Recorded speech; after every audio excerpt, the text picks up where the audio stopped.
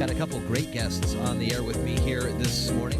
The director of the Timberland Regional Library, Cheryl Heywood, and the Belfair Library Manager, Jenny Grenfell. Good morning to you both. Good. How you doing? Great. How are you? Well. I was telling folks early this morning that the last time, Cheryl, that we saw each other, not wasn't here. It wasn't. It was at the Tumwater Library.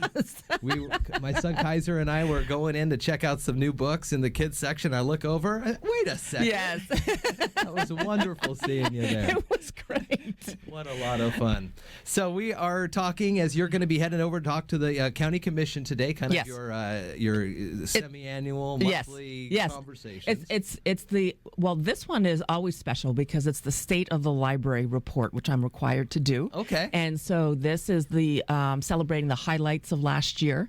And so we will not only be sharing the highlights of last year, but also talking about how some of the programs and events that we worked on last year are moving into this year, as well as we expand some of the pilot programs that we have been working on. The new 2016 annual report, Engaging Our Community, looks great. Isn't it? A ton of great information. It's like a picture book. It really is. That's the story of Timberland Regional Library in 2016. People will be able to find these at their library of choice around the area. Yes. One of the notes that really kind of stood out to me was the Boys in the Boat story and the Reads Together. So the events that you held for the Reading Together in 2015, there were 61 events and 587 people. So the next year you added 9 events, but you tripled the size of folks engaged. Yes. That was a very special book, and there were a lot of people in our 5 counties who came to our events who had a deep connection, who were either related, like family related to some of the people, the characters in the book. And of course, it takes place with, obviously, in the state of Washington and at UW. And then, of course, with the people coming from, I believe it was Montesano, and then from Olympia. And then the day before, the author came to the Washington Center for the Performing Arts. Yeah. We got a phone call from the Olympia Area Rowing Club, who had one of the original... what do you call that? Yes. Not the shell, but the oars. The oars. Thank you. There we go. You can tell I'm not a rower. The oars, and so we were able to, and that's the photo in the annual report is with the head of the Olympia Area Rowing, and it was just very special. That is really great. And Jenny, you're here too to talk about some of the things going on in the libraries in Mason County. How is service up there in Belfair? How are the numbers? Folks coming in still all the time? We've been really busy, and it seems to be increasing, which is great news. The word is spreading, and people are coming to the library for a variety of reasons, which is just the way we like it. All the same types of services you can find anywhere. You Absolutely. can get online. You can check tax things coming up soon and things like that. Actually, we have tax help at the library on Tuesdays. Yeah, and it's very, very busy. I was there. I was just there a few weeks ago, and it was packed full. The meeting room was packed. Yeah. So I do want to add that we had to install a new scheduling software for the internet use in our libraries. Okay. And Shelton now has it, and Belfair North Mason now has it. Hoodsport's closed for another week or so because of the remodel, and they will have it after that. This new service allows for up to 3 hours per day of internet use. It doubles the amount of printing from 50 pages to 100 pages, and it adds a feature. I mean, you can still schedule from outside the building, but you can also download the app and then schedule a time to print your print job, even if you're at home or anywhere else. And within 12 hours, you can walk into any one of our libraries and print out that print job. Isn't that something? That's pretty cool. So this app, I think I actually have downloaded this app. It's on you can find it in the Google Play Store or the Apple App Store as well. And I don't know. This is not Boopsy. Boopsy is the library app where you can access the library catalog and so on. This is an app called Pharos, Pharos.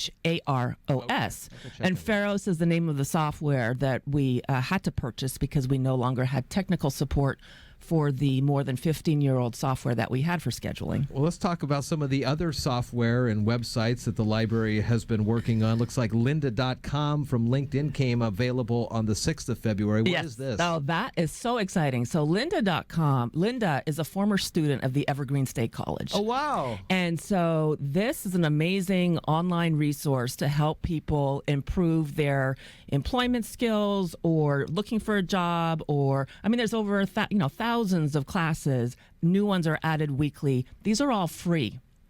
And it's just an incredible free online opportunity for you to learn, on your own time. It really seems to be moving kind of in that direction for folks that like to do this secondary or continuing education. Mm-hmm. Yes. The other one that you guys have going, and you can find a lot of these or all of these at trl.org, the Timberland Regional Library website. The other one is Universal Class. What's this one? So this one also has over 500 courses covering 30 subject areas, including computer training and personal finance and crafts and hobbies and pet and animal care. There's also again, a lot of business-related classes as well. So they both go hand in hand. They complement each other, and we encourage people to check out both Universal Class and lynda.com.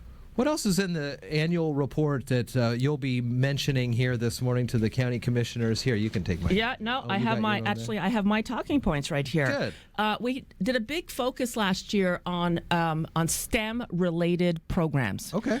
For people of all ages. And so I'm going to talk to you now a little bit about, I love the titles of some of these games, these coding games. One of them is called Ozabots. Another one is called Dash and Dots. Another one is called Squishy Circuits. Another one is called Makey Makey and Ruminate.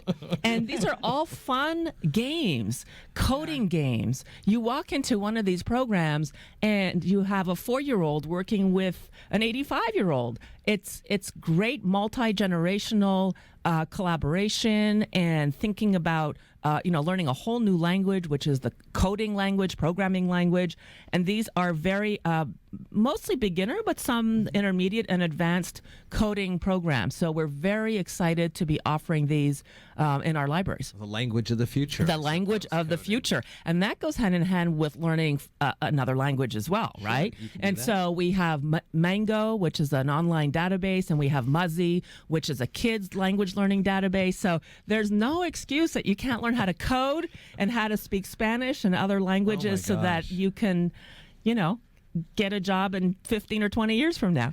So trl.org is where you can get that. And then you go in, you get your library card. What do you need these days to get your library card if someone, for whatever reason, doesn't have one, Jenny? You need picture ID and something that shows your current address. Okay, that's it. That's pretty easy. So in addition to that, we worked last year with the Olympia School District on we're calling it the MyTRL card, which is an e-card issued to 10,400 K through 12 students in the Olympia School District. Cool. So on September 21st of last fall, 10,400 students got an e-card, which allows them to access our online resources. And it's not a physical library card. It's just an e-number, right? And so now we know, as of a couple of weeks ago, that 4,200 of them actually have used the card. So 42% basically. That's great. And since then, and we've done a lot of training too with the teacher librarians as well. So now I'm in the process, because we have 46 school districts in the 5 counties we serve. So now I'm setting up meetings with the superintendents by county to expedite this as quickly as possible with the 45 other school districts. And so this Thursday morning, I'm meeting with the Mason County superintendents, and we're giving them basically a toolkit to say, here's everything you need. And if you're interested, please come and work with us. Isn't that something? Coming up later today at the County Commission meeting, Cheryl is going to be giving the state of the library. So if you can give me one word, the state of the library, what is it? Engagement or engaging. Okay. It's very engaging. That's good. Yes. Good to know. Well, it's always nice seeing you, Cheryl. Jenny as well, coming on down from the Belfair area. She's the library manager up there. trl.org. Anything else before we let you go, Jenny? Yeah, really quick. Yes. I want to say we've got Kirby Larson coming to the library on March 30th. She is the author of the 2007 Newbery Honor Book, Hattie Big Sky. So March 30th is Kirby Larson. We've got a Pete Seeger tribute program on March 23rd at 7, and the Friends book sale is in April 7th. Wow. All right. So good stuff. Thank you much. Have a good day at the County Commission meetings. Thank you.